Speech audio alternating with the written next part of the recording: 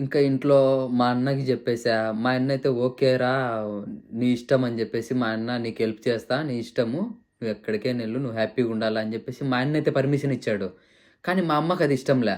"అరె! నువ్వు సింపుల్‌గా ఇదే జాబ్ జేసుకుంటున్నావు గదా! చిన్నగా జేసుకుంటే కొంచెం పెరుగుతది సాలరీ. తర్వాత 2, 3 ఇయర్స్ అలానే జేసుకున్నావంటే ఇంకా పెరుగుతది. తర్వాత నీకు పెళ్లి జేస్తే మా బాధ్యత అయిపోతది. నువ్వు పెళ్లి జేసేసుకో తర్వాత" అని జెప్పి ఇలా మాట్లాడారు. నాకు అరే!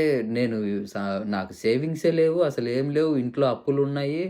చాలా ఇబ్బంది పడతన్నాము. ఇప్పుడు ఈ 3 ఇయర్స్‌కే నాకు పెళ్లి ఇవన్నీ అంటే నాకవ్వదు. సేవింగ్స్ అసలు ఉండట్లేదు అని జెప్పి ఆలోచించి, లేదమ్మా నేను వేరే దేశానికెళ్ళిపోవాలనుకుంటానా. వెళ్ళిపోయి ఒక 2, 3 ఇయర్స్ చదువుకొని జాబ్ కొట్టి మంచిగా సంపాదించుకొని వచ్చి ఇండియాకొచ్చి అప్పులన్నీ క్లియర్ అయిపోయి మన దగ్గర కొంచెం డబ్బులు ఉంటేనే పెళ్లి జేసుకోవాలని నేను ఫిక్స్ అయ్యా. తర్వాత చూద్దాము అని జెప్పేసి నేను ఇంట్లో వాళ్ళతో ఒప్పించుకున్నా. అంటే ఒప్పించుకోవడం అంటే ఓవర్ నైట్‌లో ఒకటే రోజు ఒప్పించుకోలే. ప్రతిరోజు అడగడం, భంగపడ్డము, తిట్టించుకోవడము, నేను అలగడము వాళ్ళ మీద.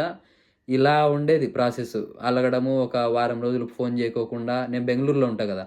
వారం రోజులు ఫోను జేయకోకుండా ఉండడము.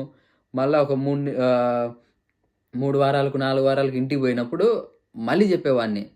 అలా ఒక నెలంతా గడిచిపోయింది. తర్వాత ఇంక ఫైనల్‌గా "నీ ఇష్టం రా నువ్వు ఇనేవానివి గాదు. నీ ఇష్టం నీ సావు నువ్వు సావు" అని జెప్పేసి "మీకు ఏం గావాలో మేము హెల్ప్ జేస్తాము. నీ ఇష్టం నువ్వు ఎట్టన్నా పో. నువ్వు ఏ రోజు చెప్పిన మాట ఇన్నావు" అని జెప్పేసి తిట్టినారు. నేను సరే ఇంగది ఎట్లాగో తిట్టినారు గదా! ఒప్పుకున్నారు. నాకేం గావాలి ఇంకా అని జెప్పేసి నేను గూడా హ్యాపీగా ఫీల్ అయిపోయి కన్సల్టెన్సీ ఆయనతో మాట్లాడినా.